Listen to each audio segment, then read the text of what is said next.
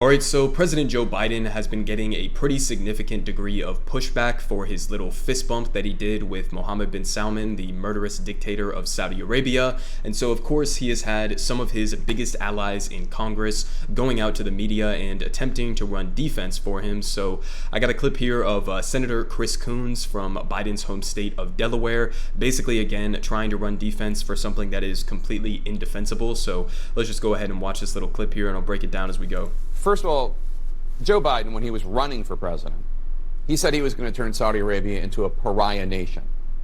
Okay? He said he was going to turn Saudi Arabia into a pariah nation. He flew to Saudi Arabia and he fist bumped Mohammed bin Salman, the man responsible, according to Biden's own director of national intelligence, for ordering a brutal murder of a Washington Post journalist, killing him, and then dismembering him with a bone saw. I mean, that fist bump photograph, I think a lot of Americans saw that and were revolted by it.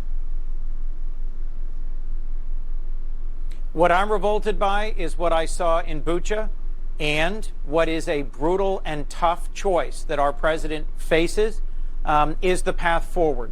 When Russians are committing horrific human rights abuses every day in Ukraine, when the unity of the West and NATO is at risk, if we cannot secure additional resources for the gas and oil needs to replace Russian oil and gas in the coming months.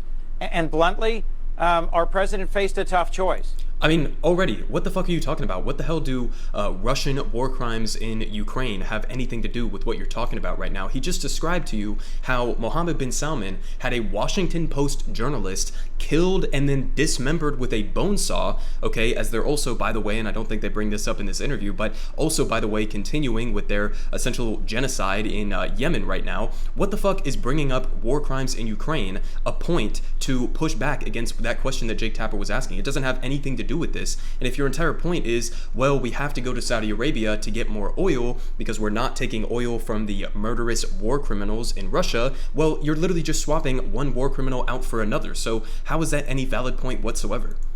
The only three countries that have significant untapped reserves are Venezuela, Iran, and Saudi Arabia. And we chose to go with the single most brutal and violent out of those three options. That's what he's saying here. And I think our president made a tough choice, but one I can respect as long as he continues to raise and press human rights issues. Absolutely. The killing of Jamal Khashoggi was horrifying. I would rather not be on this show saying that our president went and met with MBS. But given the situation we're in the world today, given what changed on February 24th, given what we all know about the ongoing murders, the brutal killing of innocent civilians happening every single day in Ukraine, I support our president. The fiance of Jamal Khashoggi tweeted this in response to the fist bump photo. It says, quote, "What Jamal Khashoggi would tweet today." And then there is a tweet from Khashoggi saying, "Hey, POTUS, President of the United States, is this the accountability you promised for my murder?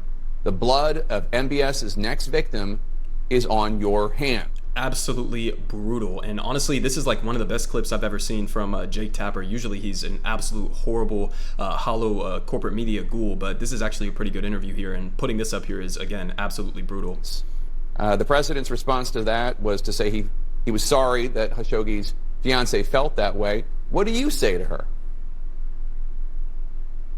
Well, I hope to have the chance to talk with her directly. I know that senior White House officials did meet with her before this trip, and I think it is important that we listen to Jamal Khashoggi's widow, fiance, as you describe her. Listen to her and then just completely ignore her entire point that she's trying to make. Okay. Those in the journalism community, those in the Saudi dissident and diaspora community who find this a profoundly offensive moment and are gravely concerned about what comes next. I do think that engagement with MBS at a moment when he was making a choice between leaning more towards the West or leaning far further towards Russia and China was a hard choice, but one where I trust our president to sustain his commitment to human rights and to do the best thing he can in a tough circumstance. Saudi activist Lina Al-Hathlul, who was on the show yesterday, she helped get her sister out of All right, so I mean that's the end of the clip there, but I mean listen, from top to bottom, this is just an absolutely pathetic response. But I don't really know what else you would expect from somebody like Chris Coons or any corporate Democrat for that matter in a moment like this. There is no defense, okay? There's no defense for Biden going and meeting with a murderous dictator in Saudi Arabia, especially if your entire point is that the reason you're doing this is to get more oil onto the global market because you're not buying from the evil dictator, war criminal, and Vladimir Putin, but you're just turning around and going to Mohammed bin Salman in Saudi Arabia. I mean, again, I've been vocally critical of the war crimes that Russia is responsible for in Ukraine, but if you actually believed in promoting human rights, or if you were actually fundamentally against war crimes or illegal invasions for that matter, then you wouldn't be going to a different war criminal like MBS. I mean, it's just completely ridiculous at face value. The idea that you're making some sort of a moral stand or that you're taking the moral high ground over Russia in this situation by going and getting oil from Saudi Arabia, it's a complete contradiction at face value. And again, they didn't even mention this in the video clip here, but Saudi Arabia is still continuing right now. Thankfully, there seems to be a temporary ceasefire that's been put in place, but the blockade is still continuing, and the war in a long-term sense is very much still continuing and killing potentially hundreds of thousands of innocent men, women, and children in Yemen, which is being done not only with U.S. support via like military and intelligence support, but also directly with our weapons. We are selling them. Joe Biden is selling weapons to Mohammed bin Salman to go use on innocent civilians in Yemen. So it's like, not only are you, putting a hypocritical position forward by claiming that you're going to somebody like Mohammed bin Salman, who's somehow better than Vladimir Putin on human rights abuses, that in and of itself is laughable. But on top of that, you're actively supporting, you are giving the weaponry to conduct the human rights abuses, to conduct the war crimes that Saudi Arabia is responsible for. And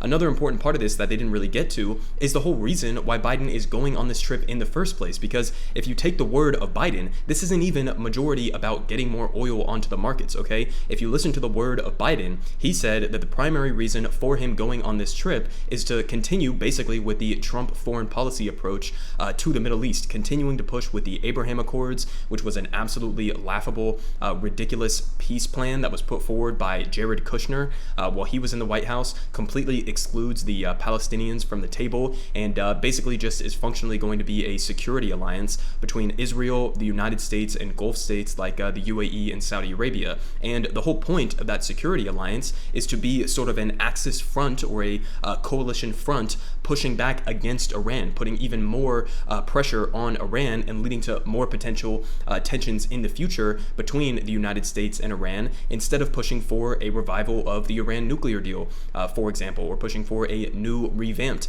Iran nuclear deal. So from top to bottom, it's just a completely incoherent strategy that was literally formulated by Jared fucking Kushner, okay? So that's the guy who Biden's foreign policy approach in the Middle East is based off of, okay? I want you guys to understand that. This is not a coherent foreign policy approach. It is a foreign policy approach that, even according to Biden's current Secretary of State, is going to be absolutely disastrous for the American people. So don't just take my word for it in terms of how disastrous this security alliance between the United States, Israel, and those Gulf states is going to be. Let's go ahead and listen to Biden's current Secretary of State, Anthony Blinken. So this is from an op-ed that he wrote back under the Trump administration, where he was criticizing the same exact foreign policy approach in the Middle East that Biden and him are now continuing. So here's what he said. He said, first, where Mr. Trump sees an alliance united against extremism, the Saudis see a Sunni coalition that will roll back Iran. This could potentially pull the United States into the sectarian struggle between the Sunnis and Shias. And beyond that, Saudi exported ultra-conservative Wahhabism, which breeds intolerance around the world, is no less dangerous to the Western interests than Iran's support for radicalism, regional meddling, and expansionism. And they say an anti-Shia coalition masquerading as a Middle Eastern security alliance. This is the alliance that they are currently pushing right now. Okay, he says an anti-Shia coalition masquerading as a Middle Eastern security alliance will only fuel those sectarian fires and produce more, not less, terrorism. Instead of taking sides in that conflict, Washington should press Riyadh and Tehran to stop feeding it. Second, whereas our core alliances in Europe and Asia are defensive, that's, should be very much disputed there, but he says our Arab partners could use the anti-Islamic State coalition to go on the offensive, dragging the United States into new misadventures in the Middle East. Exhibit A is Riyadh's counterproductive campaign in Yemen against the Houthi rebels, whom they see as an Iranian proxy. So basically, the position that I'm outlining right now in critiquing the Biden approach to foreign policy in the Middle East with this pushing of the Abraham Accords as well as the security alliance with Saudi Arabia, it's basically the exact same critique with, obviously nuanced differences in here and not giving as much credit to our other alliances as he would, but basically the same exact outlines of the pushback that I am giving is what Biden's current Secretary of State was saying about the exact same security alliance back under Donald Trump. So, I mean, listen, how seriously can you take these people when they're willing to just flip on a dime and once they're in these positions of power, go and deploy policies which they themselves previously said was going to lead to increased security risks for the American people, for terrorism in the region, as well as posing a potential chance of dragging the United States into some sort of a military conflict in the region. So, I mean, it's just a completely incoherent policy agenda that Biden is putting forward by doing this trip in the first place. And, going back to what Chris Coons was saying there in that clip, if the idea is that you're trying to take a moral high ground over Vladimir Putin with his invasion of Russia right now, or his invasion of Ukraine right now, which is obviously absolutely brutal and unjustified, but if your point is to take a moral stand against that by stopping the import of Russian oil, then you turn around and you go and you meet with Mohammed bin Salman, probably one of, if not the single most brutal dictators on the planet, then you're kind of undercutting your moral high ground there a little bit, right?